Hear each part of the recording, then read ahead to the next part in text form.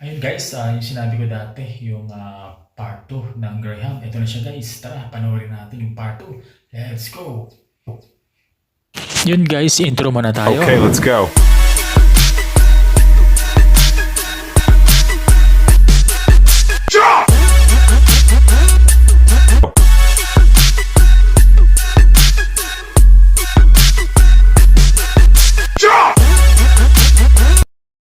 Yun guys, bali ito pala yung part 2 ng ating Graham making.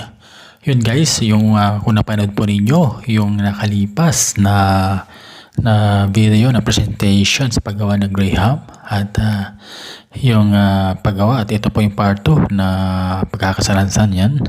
At yan yung kasama ko guys, siya yung gumagawa kasi mahirap mag-video kapag nag-iisa. At gano'n lang din naman guys yung proseso ng paggawa ng Graham, combination ng milk and then hanggang sa makabuo, at siya yung ating gagawing pinaka palaman niya guys.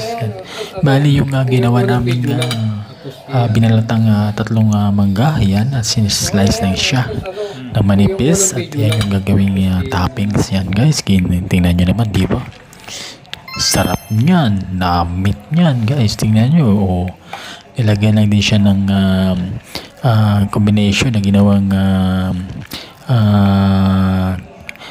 gatas guys, yung yan, combination ng milk saka yung ano siya, nakalimutan ko na. Minsan kasi guys, makakalimutan na rin ako, no?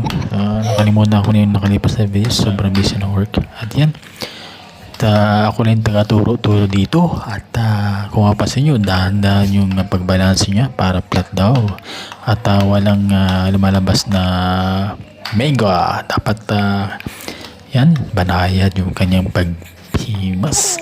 At yun guys, at yan muli sa araw po na ito ay back to normal po ulit tayo sa YouTube, at kaalis lang ating mga boss.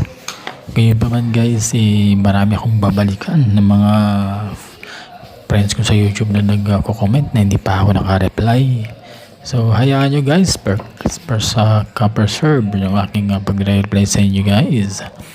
Kasi supportahan lang tayo guys, at ganoon din ako sa inyo guys. At yan, binubutburan na siya ng giniling na flour guys. Siya yung magiging toppings para hindi siya magdikit-dikit kapag hiniwa. At yan, muli guys, maraming pong salamat sa panunod ng aking munting video.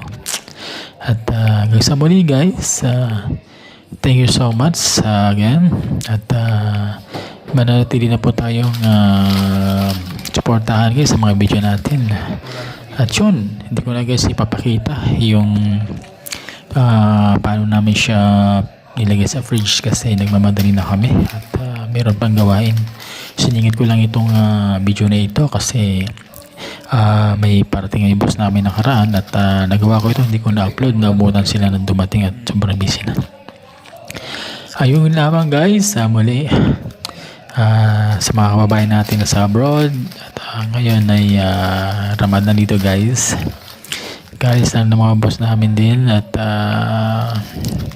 kahit paano guys ay makabukas-bukas na rin ako ng YouTube. At yan na guys yung outcome ng aming ginawang Grahams. Marami po salamat palagi sa panonood, at